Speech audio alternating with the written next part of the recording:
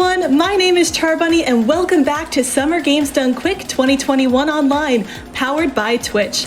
We're here raising money for Doctors Without Borders. Doctors Without Borders, or MSF, is an international medical humanitarian aid organization that works in over 70 countries around the world, providing life-saving medical humanitarian care and speaking out about what they see in those areas. Their work aids people based solely on need, irrespective of race, religion, gender, or political affiliation. MSF relies mainly on the generosity of individual donors, with over 90% of MSF's income coming from private donors giving small amounts. And when we say private donors giving small amounts, we're talking about you, Twitch chat. We're talking about everyone who has donated today. Just to read a few of those donations, for example, we have $50 from Imperfect Pixel, who just says, "Let's go." That's amazing. Yes, let's go. I am so excited. Oh man, and these donations keep coming in. But really quickly, we do unfortunately have to take a quick break, but we will be right back. So please don't go anywhere. I'll see you on the other side.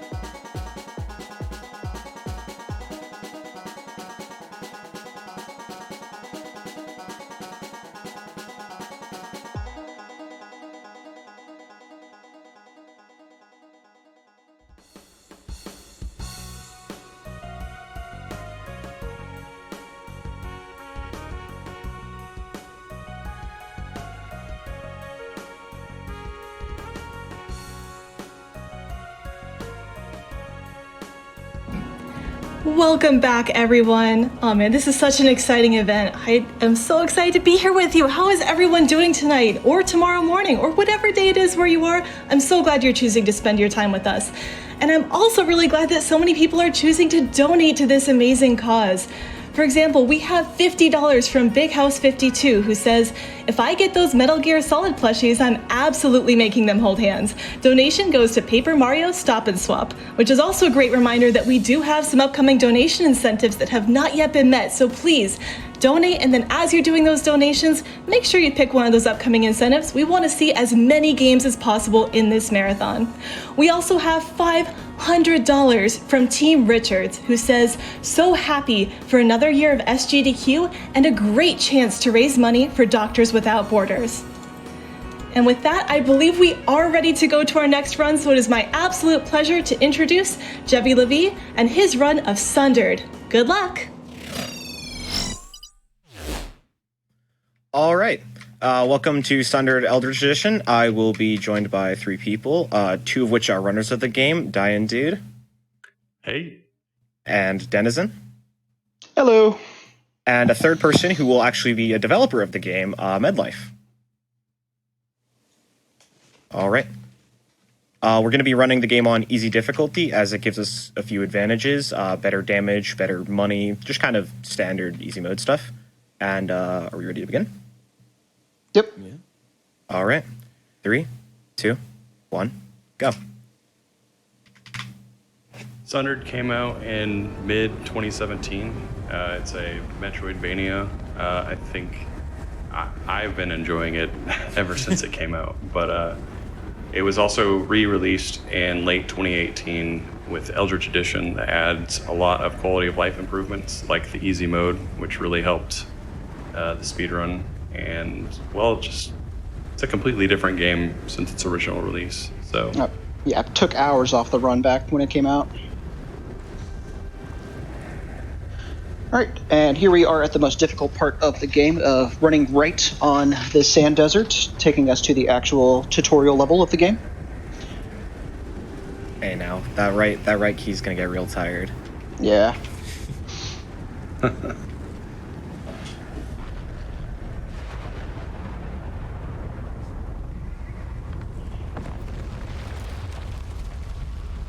Alright, now that the hard part's over, we're going to get into the tutorial proper.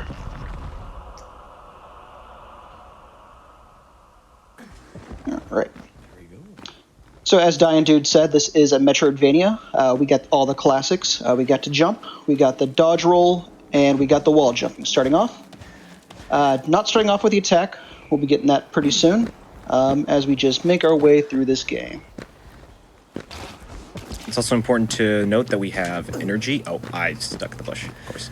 That we have energy, which will fuel our dodge rolls and a few other abilities down the line, but that's important to keep track of. As it is our main limiting factor for the early portions of the run. And here is the only speaking character of the game. He will be our sword coming up, but essentially it's this eldritch deity that has trapped us in this shifting maze, and clearly by the red glow on the screen you can tell he's here to help us, but since this is resist percent, we're going to be making him very angry. Yep. So this game does run on the dichotomy of choice. You either get to destroy the shards that we'll be picking up through the game, or we'll be burning them. Resist percents will be burning them. Yeah, it's called resist percent because we're sort of resisting the urge to follow the guidance of our friend here. To be fair, he is right. We can't do this without him. He is our sword for the entire rest of the game. And the sword will be our entire way of doing damage, essentially. Yeah. We technically get a cannon later, but that's really not a big portion of our damage. Yeah. Alright, and now we're finally into the game proper. And as you zipping by those areas there. Yeah, that was a real good movement. Movement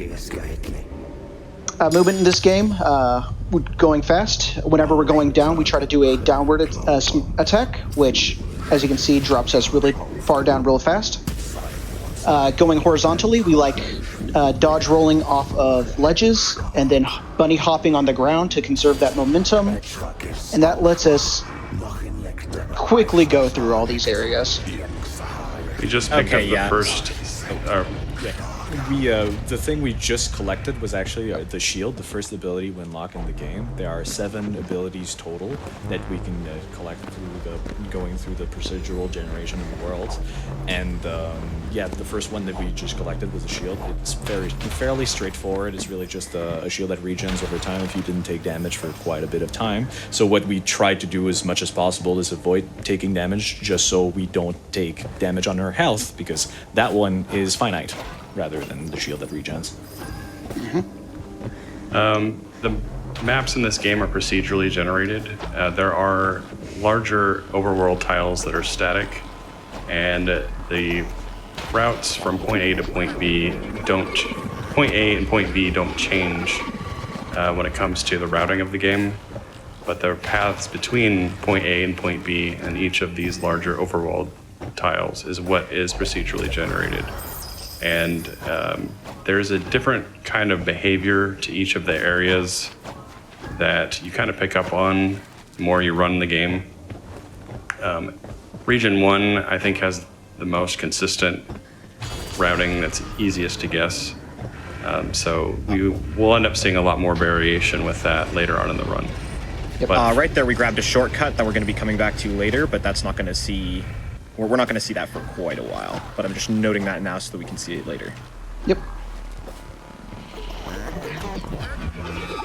So right now we're heading into the battery, which is a section where we unlock the power of the region we are in, which enables the defense system as well as give us an ability to move through the different sections of this map itself. And by triggering this this battery, we unlock the first arena horde of the game, which is really just a bus rush. Well, not a bus rush, but just a rush of multiple enemies that we just need to kill as fast as possible. And it's pretty straightforward. There's a limited amount of enemies that can spawn for each type. So what we try to do is kill them as best we can by splitting each enemies that we kill so that there's not more of one type that spawns given how the horde system functions. And then enemies will tend to spawn off screen, so you can kind of manipulate where they will spawn in the arena by making sure you're all the way at the bottom or at the top when you're killing, say, those laser guys. And there we go. That was a good one.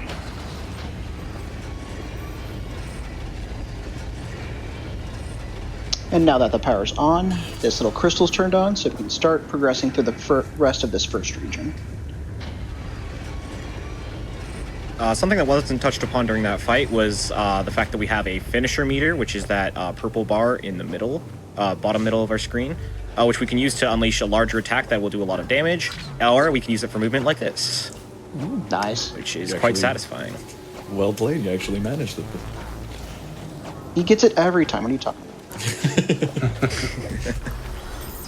Ooh, that's actually you really lucky. What? Okay, so we just grabbed Berserk. That's a perk that we'll be able to equip later when we go check out the skill tree. Oh, wow, Oh that's my another- God. What the heck? And you dropped Okay, another perk?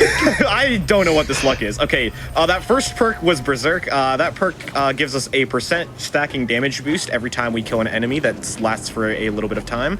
And the second one we got was Life Absorb, which gives us a small percentage of our maximum health back to us every time we kill an enemy. Both of those are Which very... are both really helpful. Yeah. Especially during horde fights.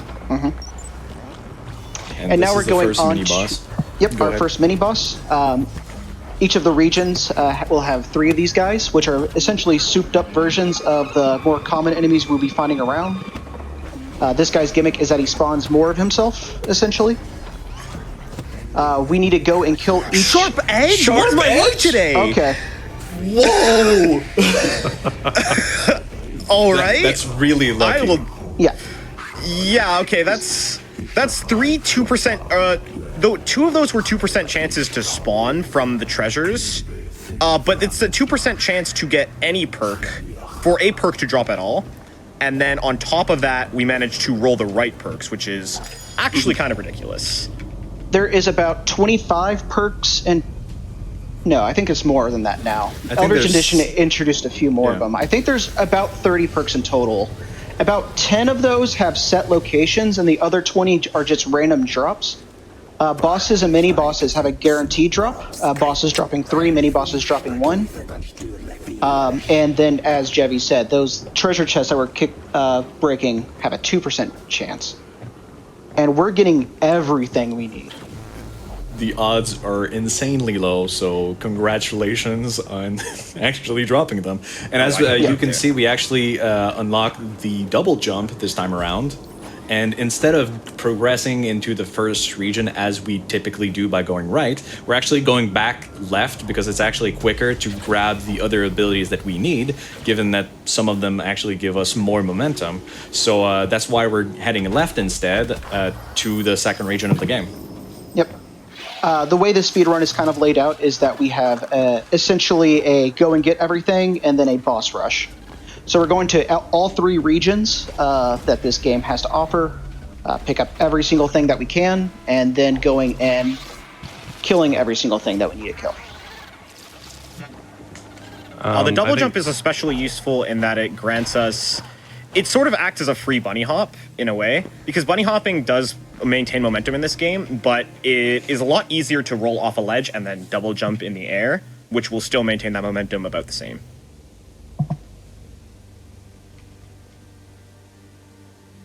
I think now would probably be a good time for some donations. That's awesome, because we have a super special one that I think might help explain some of this RNG. We have a $1,000 donation from Thunder Lotus Games, who says, "Hey everyone, Wow. we're really, yeah, I know, right? Hey everyone, we're really proud and excited for Sundered to be a part of SGDQ. Hope it's another great one. Thank you to all GDQ staff and everyone who's donating during SGDQ 2021. We have tremendous respect for MSF and are happy to contribute to the cause. Extra big thanks to JeviLevee for running. Good luck, may the RNG gods smile upon you and send you down in frequent dead ends." Well, they're at least giving us good perks. Let's see how the dead ends play out. We've also got a few more well wishes for you. We have $50 from Brian, who says, "Glad to see this run finally getting into GDQ after all the work put into it. Shout out to Denezen on the couch. We're proud of you, dude. To JeviLevee, have fun, jump lots, and good luck." Hey, Brian. Awesome. No, not this way. Nope, that's Yep. going down. All right, so we are in the second region now. As y'all probably have noticed, it is a literal maze. This is the more eldritch side of the game, going through the cultist city. This area likes throwing us a lot of dead ends, and it's just a real pain to go through. It's really crucial to keep your eye on the map as much as possible. All the enemies are pretty much pushovers. We don't really want to fight them because we would lose a lot of time. So we're just running through it. But if we don't take attention to the map, there's a very good chance that we end up lost, which is not a good thing. Mostly for a speedrun, but also just we might encounter more monsters that we intend to, and that's not good. Even playing this game casually, I've found that when I learned to stop trying to kill every single enemy I ran across and just run and run and run, I found I was surviving a lot more and able to actually manage to fight bosses a lot more. And so if anybody had struggled with this game casually, I definitely recommend trying that out. All right, so what we just picked up there is another Elder Shard fragment. We got one of those when we killed the mini boss as well. The goal of the game is to get the 7 fragments, which we're going to get by killing the 3 mini bosses of each area, finding a hidden fragment in each area, and then killing the main boss as well. Doing all that's. You can go ahead. Oh yeah, it's actually kind of. Oop. Right. Oh, and another dead end. That's pretty risky. One thing we do want to try and do as much as possible is keep the enemies on our right as much as possible so that their attacks are coming towards us, but from the back rather than from the front. And you were actually... RNG on my side. Wow! Yeah. You were so lucky! All right. Oh, wait, I'm Yeah, doing you need to something go wrong now. right. Yeah. So as we mentioned before, health does not regenerate, but there are health potions that can randomly drop from the containers like that.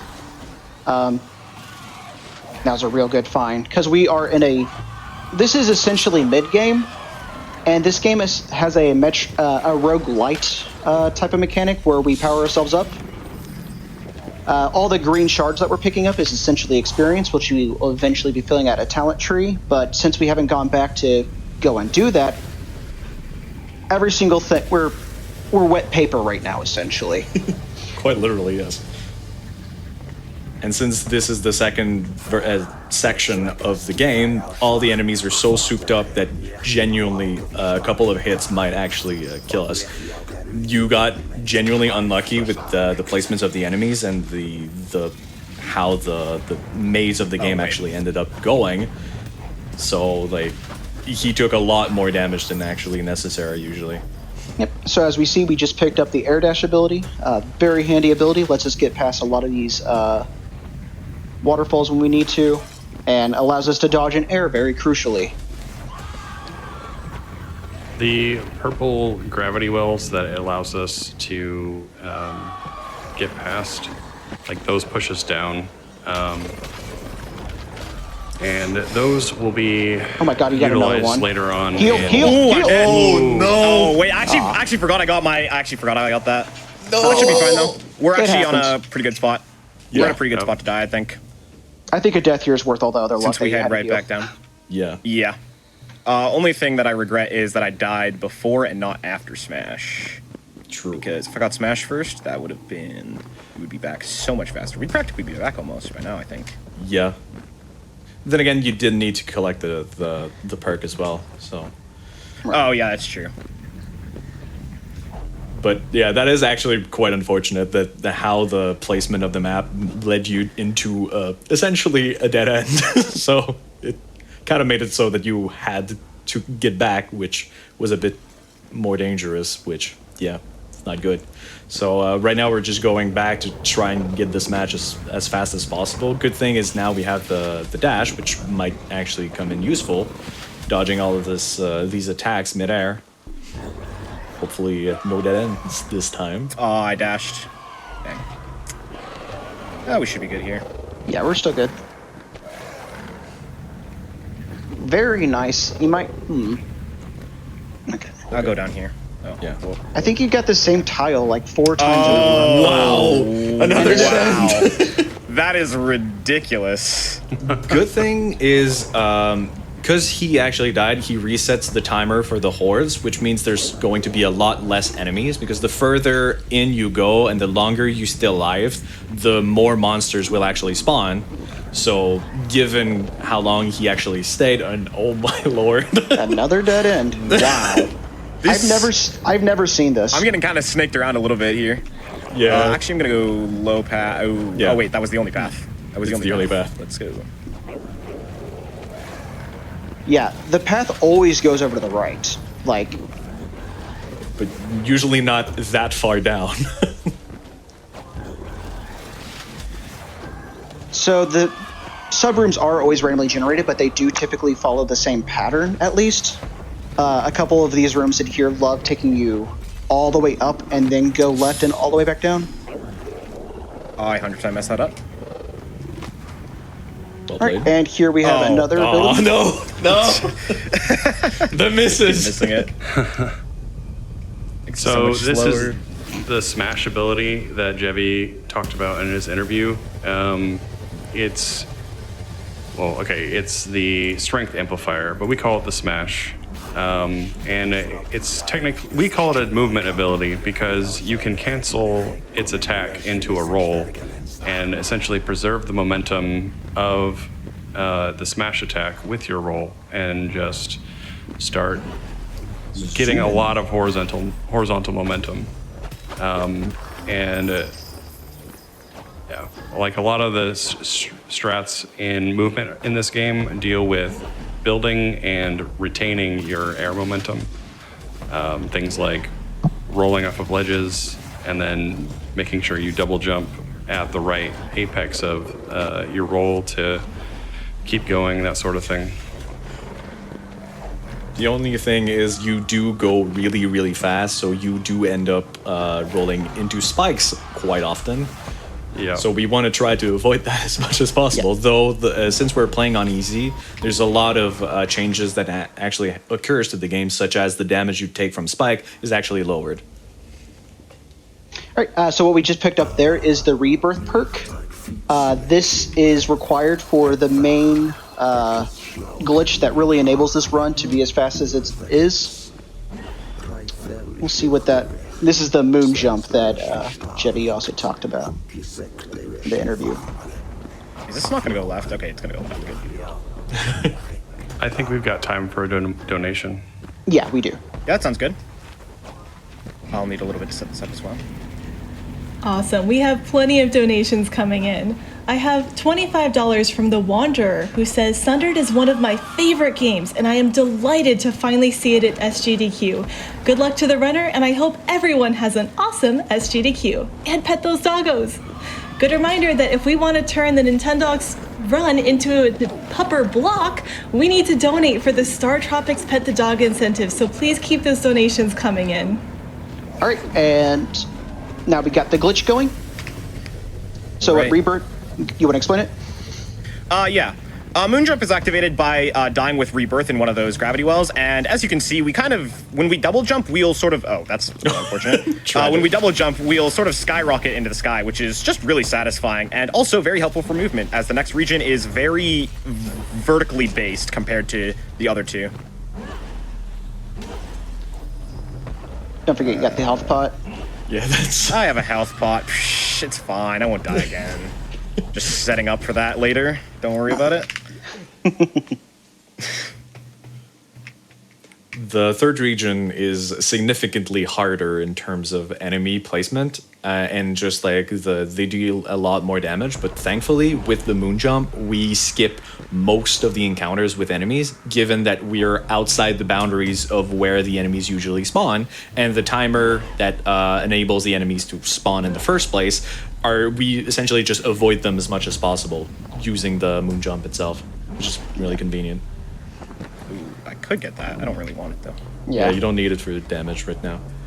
One of these rooms is actually just a backer shrine that we enable from our Kickstarter backers, and the one that we just missed was essentially just one that gave us some damage. And right now with the moon jump, as you can see, he's just zooming in the air to unlock these checkpoints, which are actually just an elevator that we'll come back to later in the game. And as he's moving very fast, he actually collected a hidden perk inside the region that gives a lot of armor, which might be convenient later on, depending on how much shards he actually manages to collect. And I'm pretty sure.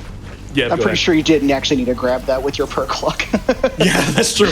It's at this point, it's definitely just muscle memory. I just immediately go to I stand on the left side once I grab the second elevator.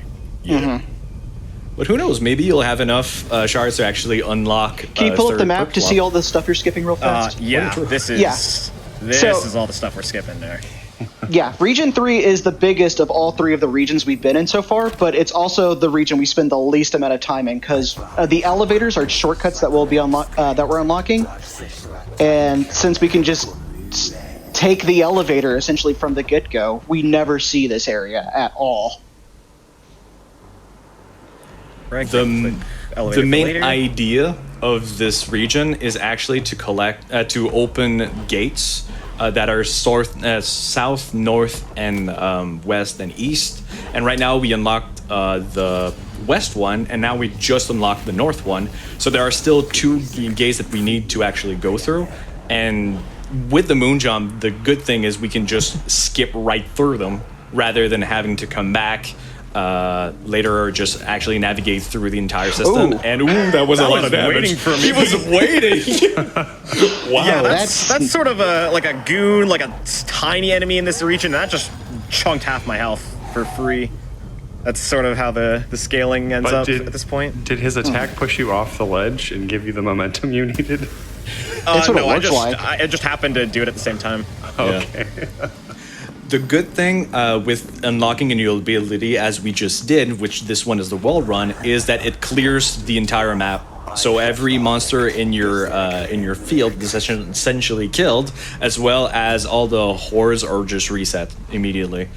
So that gives us a lot more leeway. And right now what he's doing is going to grab the hidden shard of the third region, so he doesn't have to come back later. Yep, that's the second of the three hidden shards. And going to unlock that east lock now. I'm just going to wait here for 1 second just to make sure that I don't jump out of there too quickly. It seems to happen a lot with that one in particular, though I believe it technically applies to every elevator, is that if you leave it too quickly, it'll sort of have a small bug, and it won't properly activate the elevator for later use. And right there, we grab a lock and return to the sanctuary once more. All right, and for now, we're done with Region 3.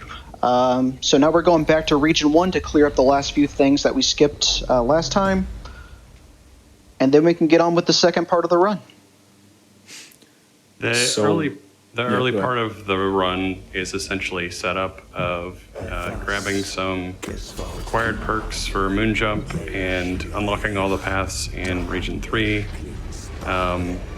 as well as this final section that we're going on right now is pretty similar in all of the routes.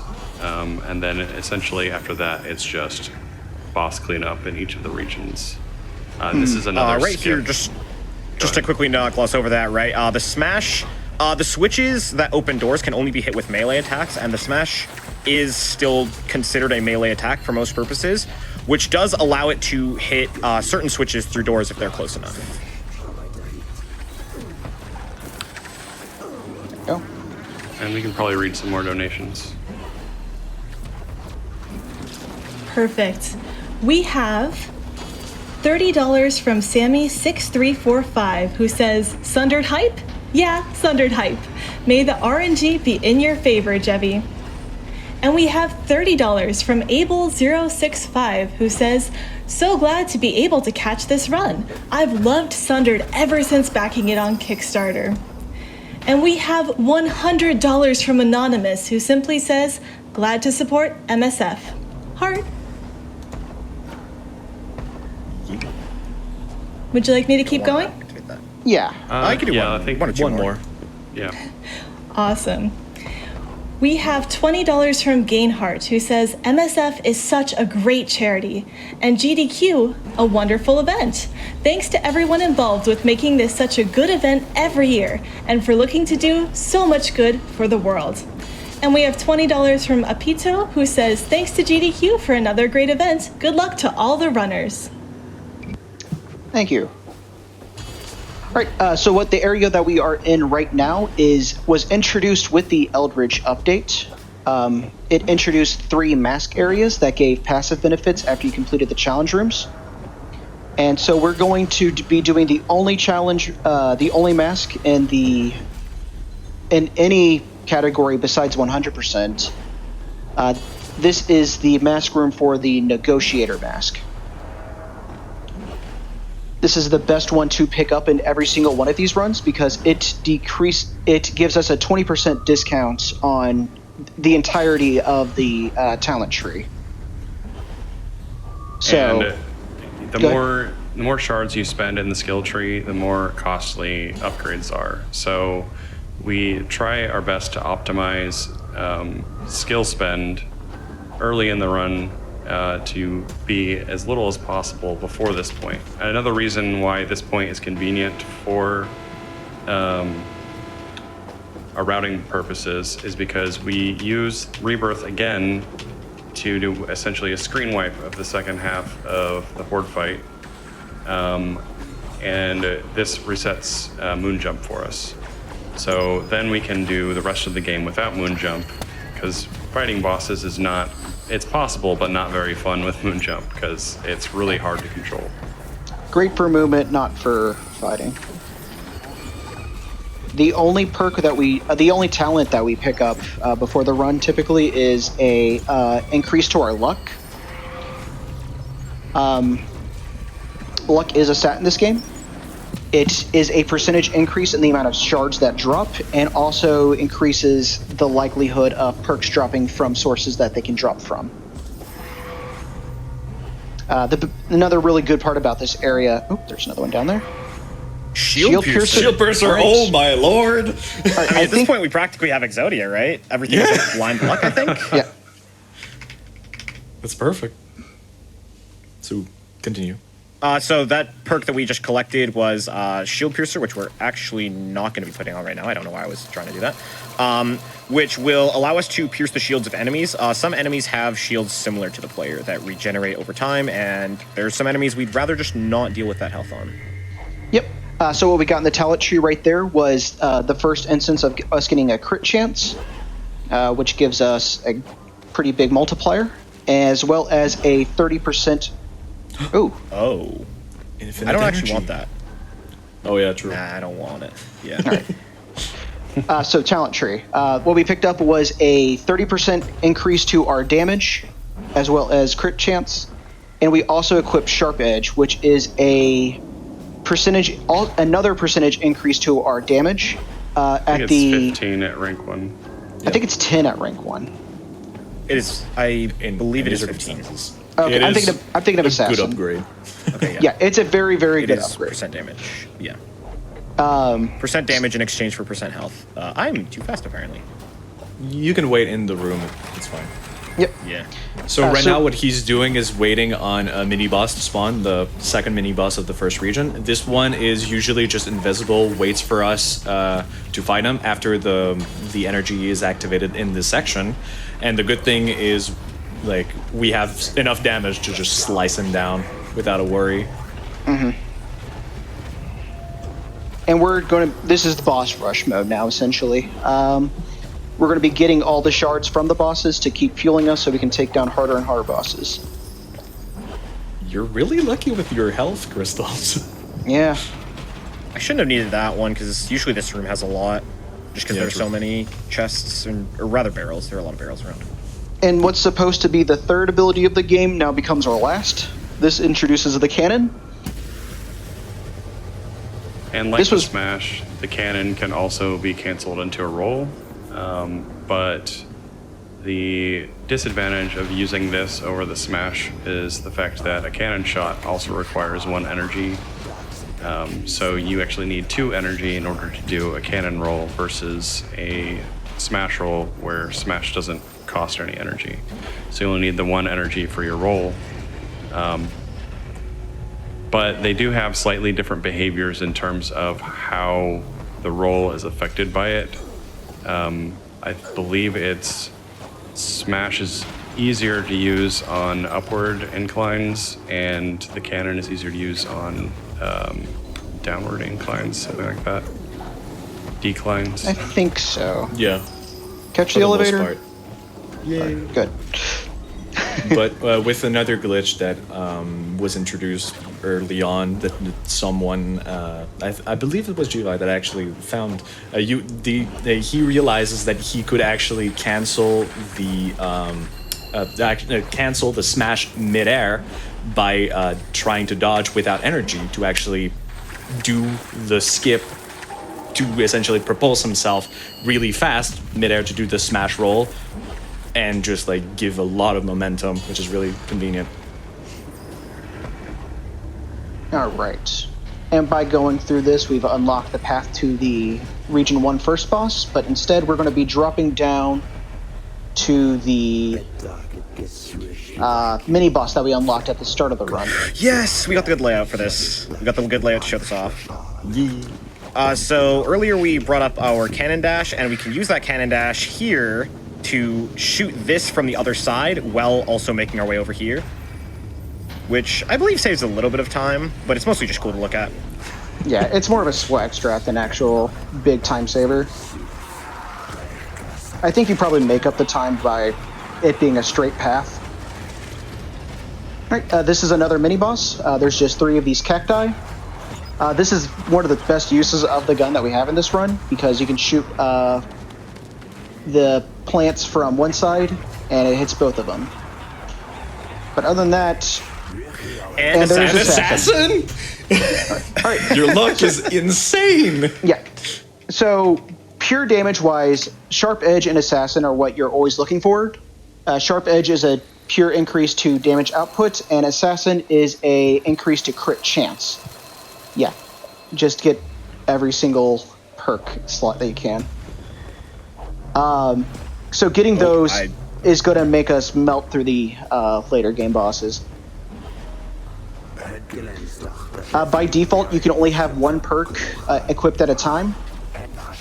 But on the talent tree, there are talents you can get that unlock more perk slots for us to get. And because we're doing the resist percent, we're also able to get a 4th perk slot as well. So that's pretty nice. And given the amount of perks that are crucial usually to the run at the same time means we're probably going to have a lot of damage. All right. And unlike all the mini bosses, this is an actual region boss. You can probably tell because of the size. they're fought differently from other enemies in the game. Instead of fighting them dead on by attacking their body, there are actually 3 shards protruding from their main body, essentially, and you just need to break all of them for them to die. So usually we have like some strat to like each amount of damage that we do to each shard to try to skip essentially phases of the boss. And if JeviLevee is actually lucky, he might actually be able to do it in one. No! I jinxed it. I'm sorry. No, it's good. We leave the top shard because he always goes to this bottom area first, so it's really easy to just pick up. We can call that 1.5 cycles. And he got magnet, yeah. The best bird. All right, and with that first, bosses actually drop full fragments instead of a third of a shard. So with the 3 hidden fragments we've gotten, as well as the 3 mini bosses that we've gotten from the first region, we have 3 fragments currently. And now we're going to go burn them. And now would probably be a good time for some donations. Sounds good. We have $25 from Mod366, who talks about one of our earlier prize segments, saying, "Scent is correct. Those prizes are awesome and I want them. Wait, you say I can try to get them and help Doctors Without Borders at the same time? I can also make the Tantalus pet the doggo in Zoda's Revenge Star Tropics 2? Sign me up for that. That sounds like a win-win-win situation to me." And speaking of win-win situations, 2Tets donates $25 saying, "I don't know which I love more, MSF or petting dogs." Well, the good news is when you donate, you can do both. You can help MSF and get some time into petting some doggos. We're making progress on that donation. I believe it's over $2,000 of the way to its $4,000 goal, so please keep those donations coming in. We also have $100 from Kyle J, who says, and I'm going to try my best on the evil guy name here, "Maybe Nyarlathotep just wants a hug. I say we embrace him. What's the worst that could happen?" I'm sure nothing would go wrong, right? Everything's And we have $50 from AfroThundra254, who says, "Great game and great commentary." We also have a $50 donation from Anonymous that just says, "For Charbunny." So whoever that's from, thank you, and I hope you're enjoying the marathon and the run. All right. Now that we've burnt those 3 fragments, we get to see what that gets to do. It unlocks a little bit more of our talent tree here, which unlocks some really, really powerful talents. If I remember correctly, one of them makes it so that our crits does more damage and explodes, and our combo finish also does more damage and explodes. As well as a required skill for at the very least, the next region boss, which is allows us to destroy enemy projectiles with our melee attack. Here, clear. Right, and now we're just heading down to the second region again to kill all the mini bosses in this area, and then the boss as well. Did you grab Shield Piercer? I did. All right, cool. This is one of the 2 times Shield Piercer comes really into play. There is a cultist boss, which will be the second mini boss we'll be fighting, that has a shield. So being able to just go right past that essentially cuts his health in half. Oh, that's really good, actually. All right, so this is the best perk to not perk. So many Shrine. different words. Shrine. Backer Shrine. bonus. Backer Shrine. Yeah. I'm Spikes. This one increases our movement speed and increases our attack speed as well. So we're going to melt through this boss. One trick that this mini boss we try to do as much as possible is use the hook shot. Given that while he moves, you can actually use the hook shot to follow them, but he has so much damage that he just melted through him. Yeah, I personally like my own little trick better. That is valid. And you got a really good generation of just walking through in a straight line. All right. So hitting the thing sets the flag for the door, so we move a bit further back and head forward again, and the door is down. and now we're into another horde fight. This horde fight was actually supposed to be like the second thing you do after you get to this area. Us jumping across from the hidden path over there is kind of a shortcut. So yeah, we're just clearing up this very simple horde fight now. We probably have time for 1 or 2 donations right now. Perfect. We have a few special ones. We have $20 from Scarved Goose, who says, I love Sundered as a game, and thank JeviLevee for introducing me to it and speedrunning. Your movement has really improved, and you can no longer get mad at me for my luck after this. : Remember, it's a free run. Love you, bud. And we have $30 from Oxygen Boy, who says, Hi GDQ, thank you for doing so many amazing things over these awesome years. And thank you, JeviLevee, for showing us an amazing run. Remember, easy game. All right, there. Are you going to reset him? All right. Oh wait, I didn't. He was see him, above. actually. Yeah, he was above you. Yeah. He was on a I saw platform. that. He's So just this- hanging out. Yeah, so this is a endless horde area. Mobs will constantly be spawning in this area. This one, typically, there's a lot of endless horde areas that all have a perk hidden inside of them. This one's unique. It actually has a mini boss that has a perk inside of him here.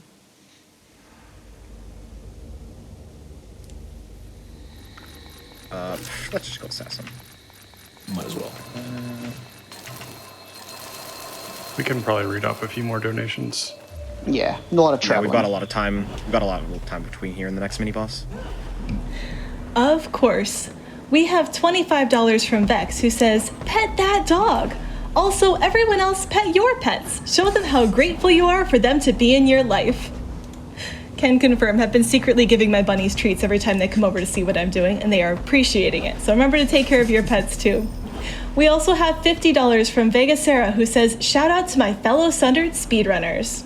Hey, Vega. Hey, Vega. We also have $25 from Jake Monkey, who says, so glad that SGDQ is finally here. Good luck to all the runners. Oh, that's a bit unlucky. Not too bad though. We also have $50 from Anonymous, who says, I have been waiting for this SGDQ since the last AGDQ ended. So excited to watch all the amazing runs. And we have $50 from Slylock Fox, who says, love the event and love the amazing things you all do for such a great cause. I also love Paper Mario, so let's make it happen. That's a great reminder that we do have a bonus game coming up. That will be Paper Mario, and it does need quite a few donations in order to reach its total, so make sure to take a look at that one when you're donating. That was a good hook, Jevy. I saw that. You probably So you'll probably notice that this area is a lot easier for us to get through now than it was early in the run. We are considerably stronger at this point. Those traps that are hitting us aren't hitting us for like half of our health. Just wanted to call that out there. All right, so this is the last mini-boss of the second region. This one's gimmick is that in a little bit, a second one will spawn, and once one of them dies, the other one will enrage. So we're getting this guy down to super low And health. with their enrage animation, they'll actually get trapped in the wall if we kill them too early, which is why we get one. Boop. Nice. Oh, very Assassin. nice. Nice, an assassin too. Oh, yeah. So one thing the perks actually have as an ability is that they can drop with essentially higher ranks version of the same perk, giving more bonuses, but also bigger drawbacks. And for Assassin, it just gives a flat 5% more crit, which is really good because it increases the damage quite a bit. So these little purplish areas that we're passing by is the Embrace route, essentially. You would be taking the fragments to each of the ability shrines again and corrupting your abilities. The way that Embrace and Resist work is that if you're not able to mix and match at all. So if he accidentally embrace an ability, this will become an any % run. Right. Ooh. I'll take this. Triple shard room. Always nice. And now we're just heading straight from that last mini-boss all the way up to the main boss for Region 2, Hysteria. Oh, okay. Guess I'm just getting showered with money now. I was about to call out that was probably a trap, but thankfully it was just a corrupted treasure, which gives a lot of money, which is convenient for XP. Yeah. Yeah, of the areas we route through, this one is probably the one that has the best chests. We don't spend a lot of time in Region 3 in areas where like rare chests would spawn. So it's good to see him getting all these chests. There is a lock over there to the right, which make it faster, but Or safer. let's not. Safer. Right. Let's just Here- not mention anything. Yeah. Here is the second boss, Hysteria. He has 2 attacks, hammer and gun. Of which he showed off both right before the fight. Yep. Isn't that convenient? Also, he does have some turrets that usually tend Ooh. to... I messed up my smash dash. That's not too big a deal though. Yeah. As long as it wasn't the hammer, you're fine. The hammer does like a lot more damage than the laser, which might actually one it KO. Oh, If we're yeah, not it would careful. definitely. He has Assassin rank 2, and Oh yeah, that's a lot Turrets less are the HP. reason we prioritize the bullet eraser skill in the skill tree before this boss. you just do have to kill the because- bottom I one still. am aware. Okay. I'm just gonna do them in this order because I can reach them. Ooh, that is That's unfortunate timing, but Yeah. it's really not too big a deal. At this stage of the fight, we're just fine to take that. I'm gonna stand here. just Could definitely make it under it, but I would just rather not. and he's not moving. Oh, that's actually quite unfortunate. We're good though. There we go. Ooh, 3 Bit tier 2s. Scarier. Rebirth 2, Rebirth 2. Monstrous Lure 2, and Golden Charm 2. Okay, so one rank 2 that we might end up seeing later. The other I- 2, not really. Yeah. Rebirth's downside is that shard drops to nothing. And the increased ranks just decrease how much it reduces it by. So it's not Oh, Rebirth. wait. Okay, yeah. No, go on. Carry I on. was just talking to myself. No, you're fine. Yeah, Rebirth upgrades we're not really that interested in. And right No. now, as you might see, he's going for a lot of the damage. So crit chance and crit damage, just because he has assassin, it just increases the odds of him making a crit, which does significant amount of damage. I believe it's 200% of your base damage to begin with, and then it increases further and further and further. Right. I missed it. Did you equip the shield piercer? Yeah, I did equip Shield Piercer. Okay. So now we're going back to Region 3. We'll be seeing a little bit more of it than just the elevator this time. First stop is down here for the Scout mini-boss. This guy doesn't really have a gimmick. He just walks back and forth and fires his shotgun. If we're lucky in terms of movement, we can avoid him shooting the bullets, aside from the shotgun,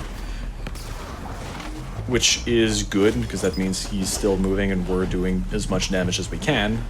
That said, if we do miss our location when he does the shotgun, we do take quite a significant amount of damage. There he goes. Very Oh, clean. that's Gunslinger the Just- first time I've grabbed it over here, actually. Yeah. And showing off how Medlife. overpowered we are right now. True. And Now we're now going- when we go to the next boss, we have some time for some more donations. Yeah. Sounds good. We have $300 from Sammy, who says, I love this event so much, I always want to give more and more. One day I'll get to that $500 level. Love everyone involved and love the cause. Everyone be safe and go runners! Orb, anyone? That is so nice, but I do want to remind everyone that every bit does count. For example, with just $10, MSF can purchase 45 emergency food rations for use in a crisis or natural disaster. No matter how much you donate, it does help us make that happen, right? Every dollar will move the tracker, every dollar does mean something, so please keep helping us out. We also have $25 from Norwegian Legion, who says, off to an amazing start. GDQ is the event I'm looking forward to the most throughout the year. Keep on keeping on, y'all. All right, and so here we are at the second mini-boss of the third region. This is essentially the most deadliest one. This is definitely a run killer. But Not looking too bad here, though. Yeah, we do have these. This is the second mini-boss that actually has a shield on them. As we damage them more and more, they get bigger and bigger, and then they die. Well done. The reason why he's so dangerous is that flame And perfect attack timing that for Berserk. Sorry. That flame attack that he's shooting out is like persistent damage as opposed to like the normal projectile damage that most other enemies have. And so if you find yourself caught in the middle of it, you're just going to be taking tick upon tick upon tick of damage really quickly. And so it's really easy for him to just melt your HP if you're not careful. Because the further the fight progresses, the larger he gets, as does the size of his projectiles. All right, and he dropped Berserk 2, which is perfect timing because this is the next and last mini-boss that requires, Berserk helps out a lot with. He'll be spawning essentially illusionary clones of himself that can die with one hit, and that procs Berserk. So with just one death, that increases our damage by up to... It's rank 2 now. It's typically 8% per stack, but I think it's 10 now? I believe so, I think it's yeah. 12, actually. Yeah. So as you can see, there's that little yellow glow around us right now. That's indicating that Berserk is stacked. And once we actually find him, Lord. he dies. I lost a lot of Aw. shards. I lost a lot of shards from that, but Yeah. overall the fight was very quick. All right. That was very fast, yeah. One cycle as well.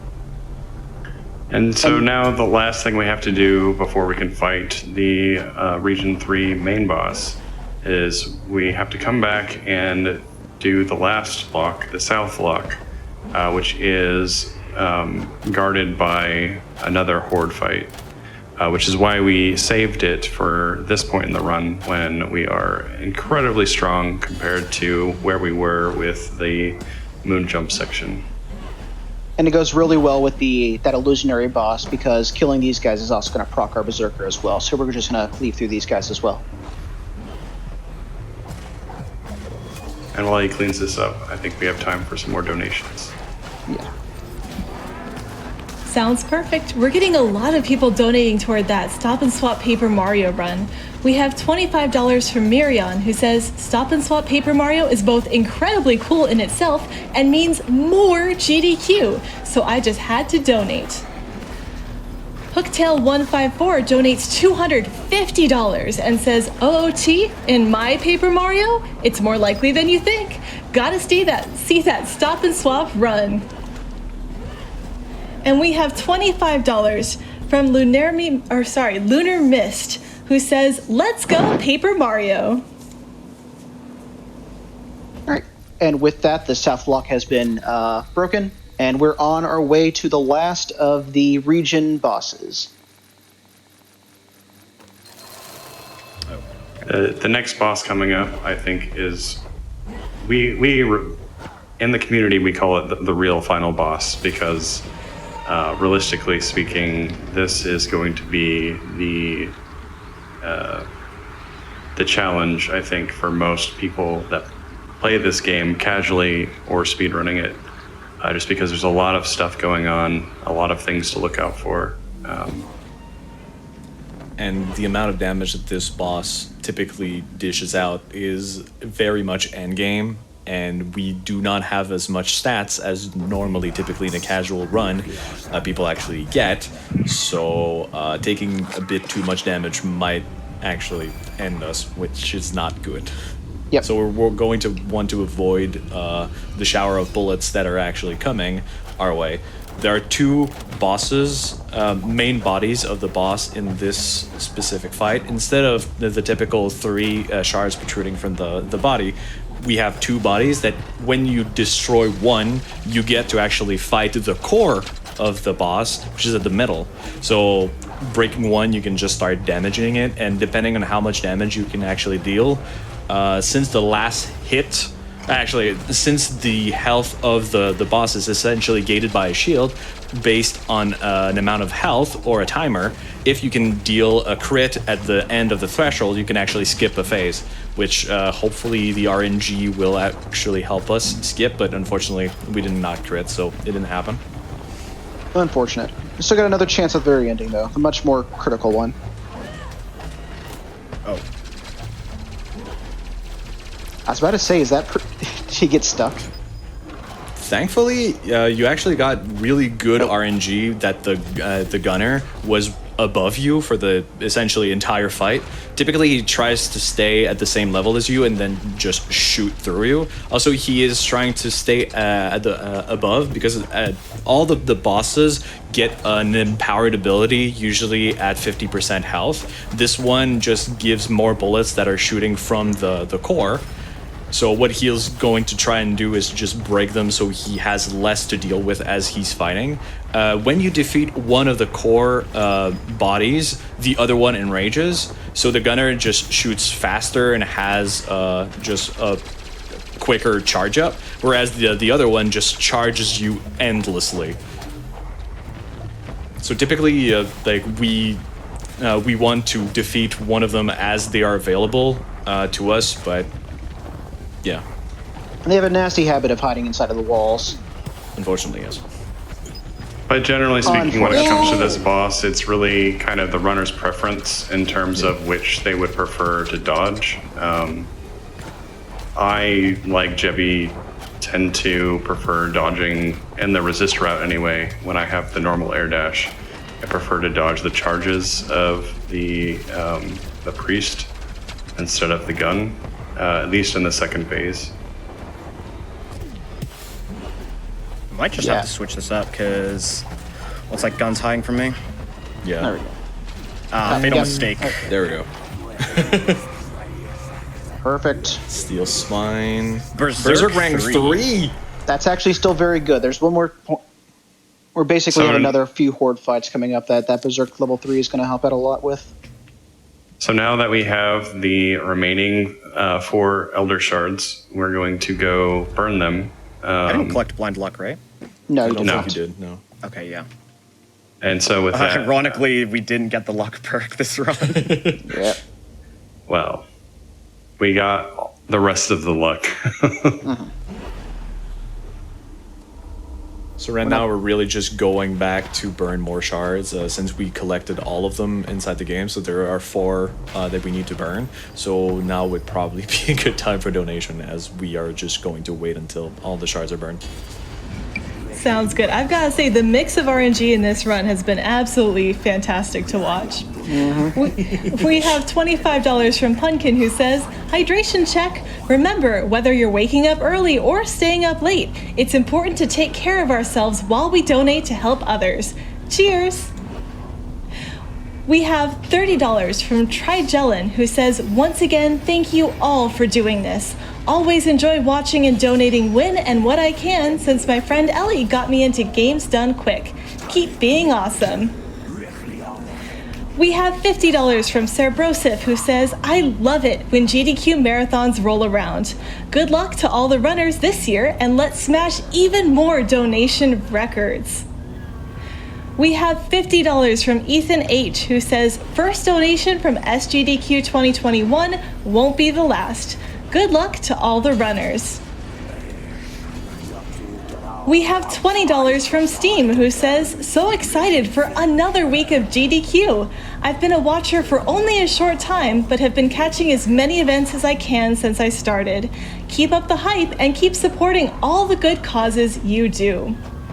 As a reminder, our cause is Doctors Without Borders. It's an amazing charity. Did you know, by the way, that 90% of MSF's staff is national, meaning they live locally and are from the country where they work?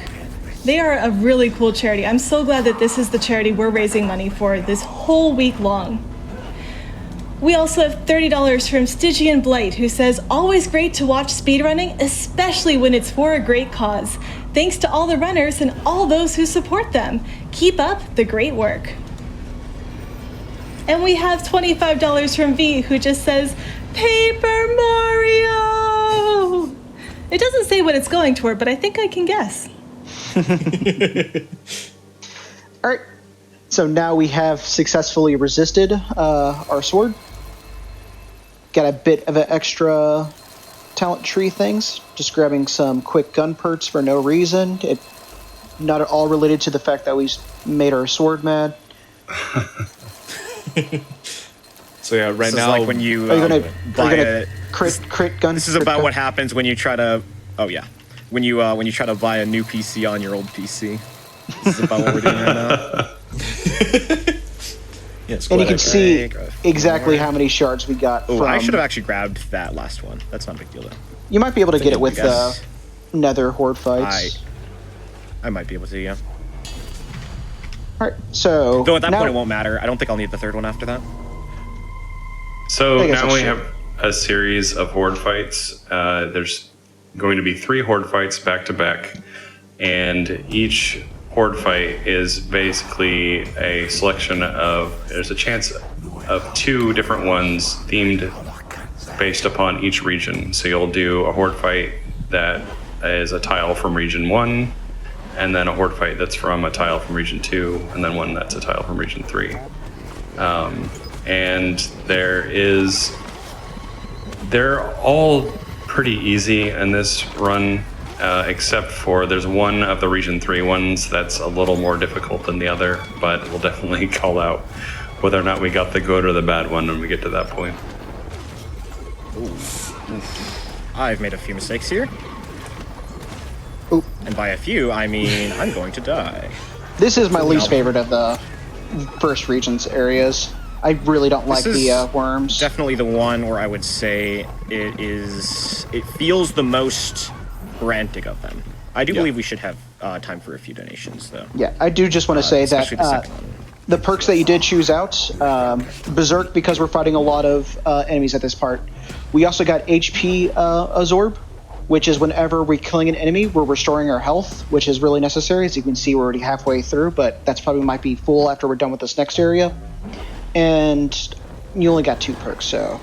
No, you got a third one. What was your third perk that you chose for this? I think I have Assassin. Oh, okay.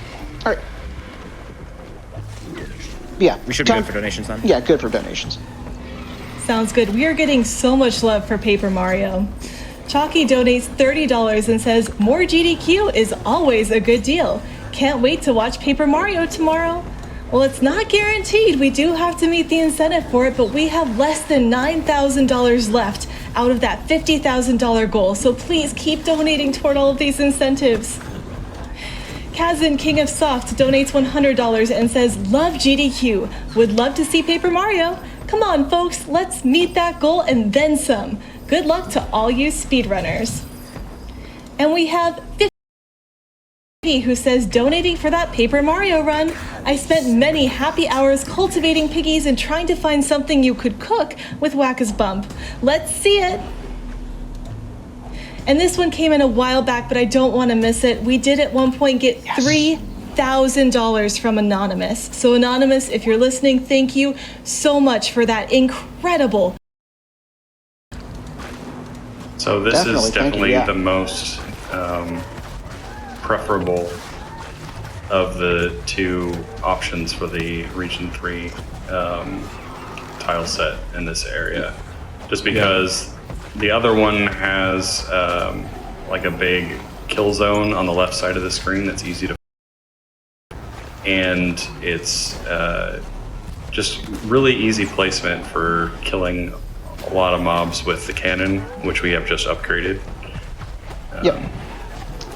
Yeah, this one's a lot. Yeah. There's also the fact we don't have the Medusa enemy, which is that giant eye that shot lasers at us. The other one has a lot of those flying around shooting at us constantly, and because it's like a large arena, they're usually really far away from us, so it's really hard to dodge all the lasers they're shooting.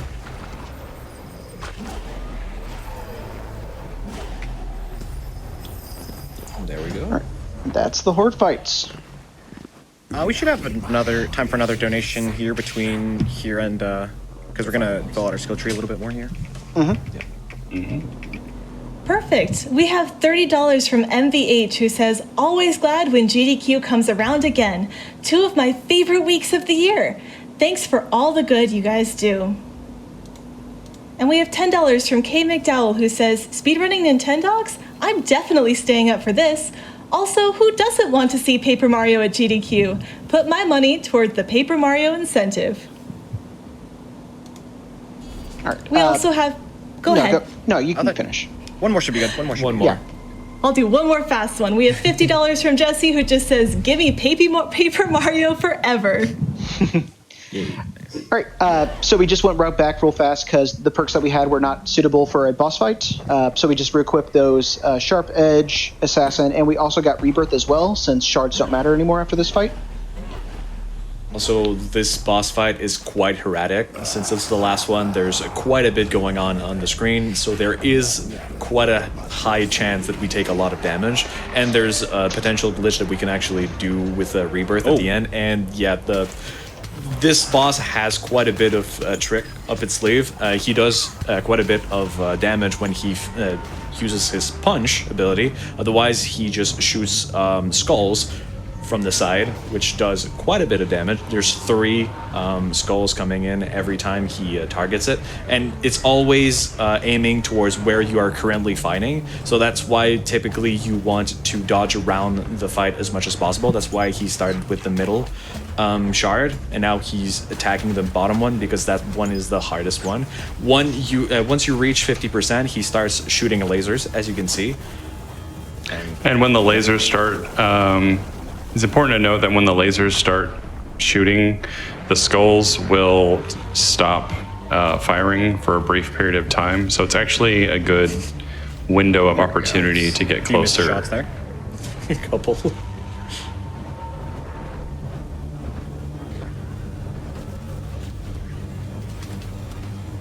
Yeah. This is like the best time for us to actually start using our gun, because we just made it super strong. Nice. There we go. All right. Okay. This is not the end. Indeed. So right now, that was the first phase of the last boss. Now the second phase is a moment where our Shining Trapezoidron, the actual weapon that we've been using, betrays us. So he's going to merge with Nyarlathotep to essentially try to get rid of us because he is annoyed at the fact that we didn't listen to him. And so now, since we do not have a weapon anymore, we have to use the gun to shoot him down. Do note that time will be coming up later after he actually dies. There will be a period where we'll need to shoot a last bullet, and we'll call it there. So, yeah. Oh, whoops. Fired that a bit early. He's very good at juking. Like that. Since he moves a lot and the bullet does have a travel time, it tends to be hard to aim properly. Thankfully, the upgraded bullet that you get from the resist actually has a very good size. So the boss is dead, but time is coming up when we lose control. So right there's the last hit, and time is coming up right away. And time. Good run. Very good run. Very good run. Didn't even have to use Rebirth at the end. I even called before the run that I was going to die in that Region 2 section. For some reason, I could just feel it. During practice, there were a few places where I died. I died Final Boss once, Rivalry once, but I noticed that there was a suspicious lack of death in the start of Region 2 area, so I I had a feeling something was going to happen there, and I guess I was right. However, unfortunately, our resistance isn't met kindly, and we don't exactly get to escape.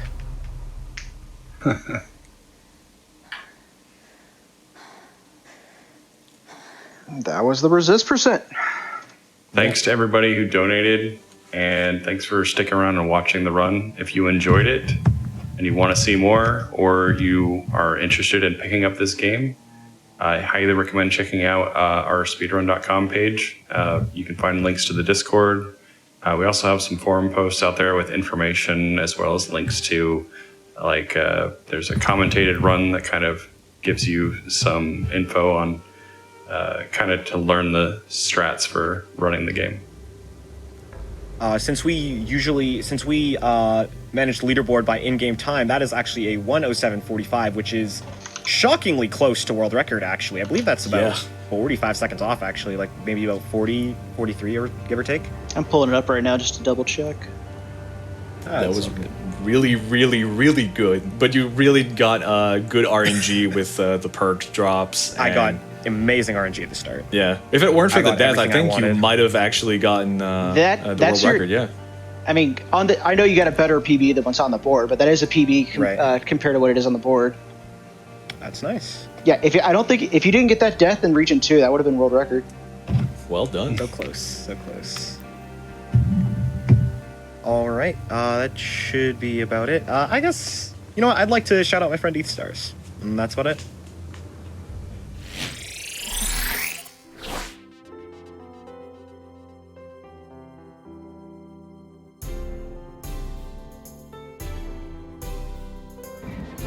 Wow, what an incredible run. I can't believe the luck that we got live. I was able to watch a few practice runs, and that was impressive.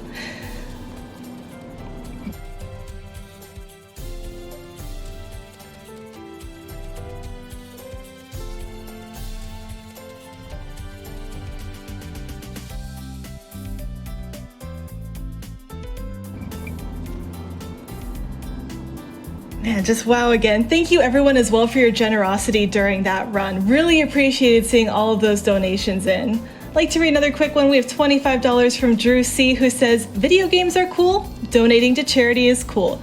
I completely agree. With that, we are going to take a short break, but don't worry, we'll be back soon, so stick around.